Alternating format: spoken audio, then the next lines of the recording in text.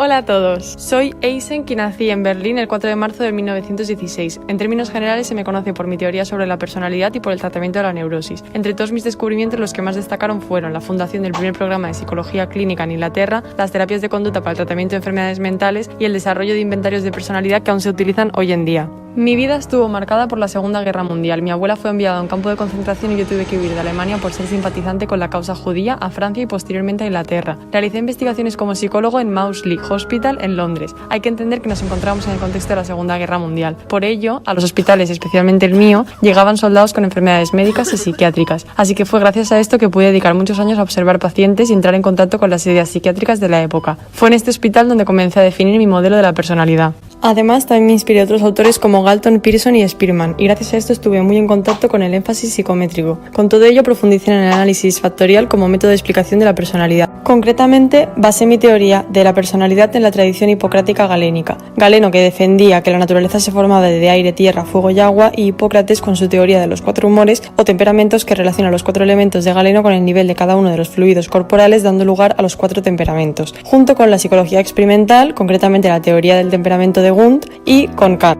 Además, defiendo la importancia de la metodología cuantitativa, la herencia, los genes y la biología en el estudio del ser humano. Por ello, definí 3 dimensiones de la personalidad y un sustrato biológico para cada una de ellas. No me bastó con definir conceptualmente las variables de la personalidad, sino que quería buscarles una explicación, identificando para ello las bases genéticas e incluyendo pruebas psicofisiológicas en mis estudios. Por otro lado, desconfío de la psicoterapia y psicoanálisis de Freud. Gracias a sus investigaciones, siempre fui contrario a esta corriente. Para mí, recibir un tratamiento psicoanalítico es como no recibir ningún tratamiento, aunque sí que soy partidario de la terapia de conducta, sobre todo como tratamiento de los trastornos mentales, inspirándome en Pavlov y Watson. También me inquieté por la inteligencia y en este ámbito fui criticado por mi obra Raza, Inteligencia y Educación, donde hablo sobre que el nivel de inteligencia está condicionado por los factores de raza. En conclusión, he sido considerado y me considero como un rebelde. Desde los días de oposición al nazismo desde mi temprana juventud, pasando por mi oposición al freudianismo y las técnicas proyectivas, hasta mi afinidad por la terapia conductual y los estudios genéticos. He estado usualmente en contra del establishment y en favor de los rebeldes. Yo prefiero pensar que en estos temas la mayoría de personas estaba equivocada y yo tenía razón.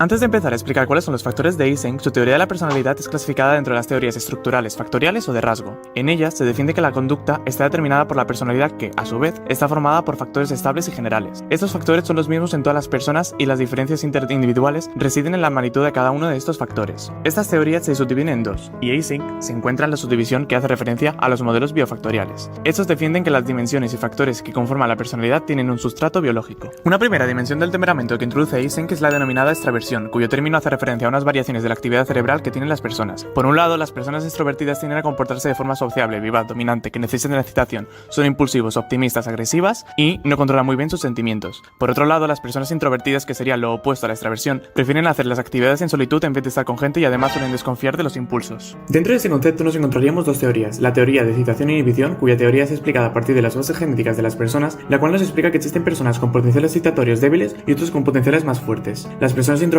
en este caso tendrán un filtro muy grande, ya que estarán constantemente inhibiéndose de la información externa, y los extrovertidos tienen un filtro más pequeño, ya que dejan pasar más información porque necesitan estimulación del ambiente.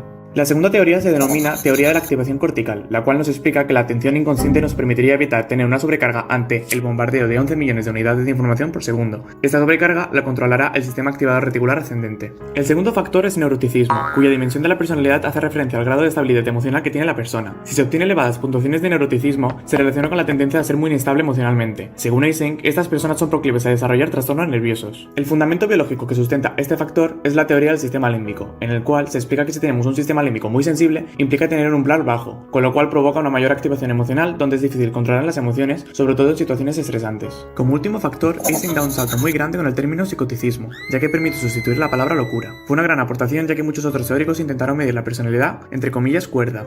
Las personas con una puntuación elevada en psicoticismo tienden a ser insensibles, inhumanas, antisociales, violentas, entre otros. Estas puntuaciones elevadas también se suelen relacionar con distintos trastornos mentales. A partir de la teoría de los desequilibrios de los neurotransmisores, se explica que las personas con elevado psicoticismo tienden a tener niveles altos de testosterona, los niveles de MAO son bajos y esto provoca que haya un desequilibrio de neurotransmisores como la noradrenalina, dopamina y serotonina, que son los responsables de la inhibición cognitiva. Una vez explicados todos los factores que me permitieron construir las diversas versiones del test en el año 1975, finalmente se publica el EPQ.